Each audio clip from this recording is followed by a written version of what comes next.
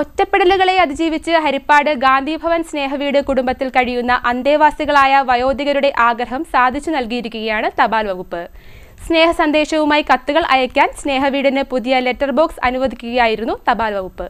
ജീവിതയാത്രയിൽ വാർദ്ധക്യകാലത്ത് ഒറ്റപ്പെടലുകളെ അതിജീവിച്ച് ഹരിപ്പാട് ഗാന്ധിഭവൻ സ്നേഹവീട് കുടുംബത്തിൽ കഴിയുന്ന അന്തേവാസികളായ വയോധികരുടെ ആഗ്രഹം സാധിച്ചു നൽകിയിരിക്കുകയാണ് തപാൽ വകുപ്പ്.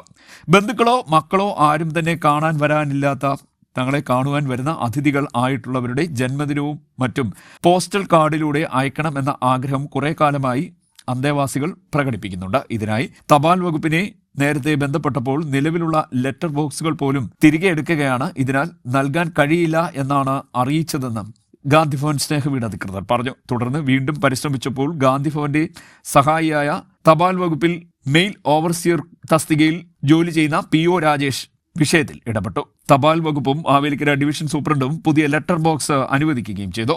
തങ്ങൾ ആഗ്രഹിച്ച സമ്മാനം ലഭിച്ച സന്തോഷത്തിലാണ് ഇപ്പോൾ ഗാന്ധിഭവൻ സ്നേഹവീട്ടിലെ വയോധികർ. Cheruthana post master Athira, Kayamkulam mail overseer PO Rajesh, പോസ്റ്റ്മാൻമാരായ അച്ഛൻകുഞ്ഞ്, അഞ്ജലി എന്നിവരെത്തി പുതിയ ലെറ്റർ ബോക്സ് കൈമാറി.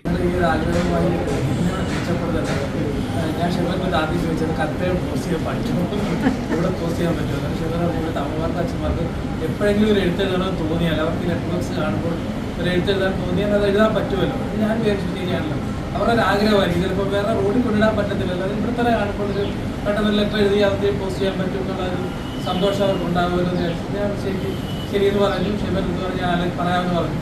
ഞാൻ ഞങ്ങളുടെ സൂപ്രണ്ടിനെ വിളിക്കുകയും സൂപ്രണ്ട് പെട്ടെന്ന് തന്നെ അനുവാദം തരികയും ഷെബർ അടുത്ത ദിവസം വന്ന് ലെറ്റർ എഴുതി തരികയും അതിൻ്റെ രണ്ടാമത്തെ ദിവസം തന്നെ ചെറുതിനെ പ്രോസസ് ഈ ലെറ്റർ ബോക്സ് എത്തിക്കുകയും ചെയ്യും. പക്ഷേ ഷെബറിൻ്റെ എൻ്റെ കുറേ ഇതിൽ താമസം ഈ ഡെലിവറി ചെയ്യാനുള്ള താമസം ഉണ്ടായി. ഇങ്ങനൊരു അവസരം തന്നതിന് ഷെബറിനോട് ഒത്തിരി നന്ദിയുണ്ട്. ബോക്സ് ലഭിച്ച ഉടനെ അന്തേവാസികൾ തപാൽ വകുപ്പ് സൂപ്രണ്ടിനും സാമൂഹ്യനീതി വകുപ്പ് മന്ത്രിക്കും ഹരിപ്പാട് MLAയ്ക്കും കത്തുകൾ എഴുതി ബോക്സിലിട്ടു.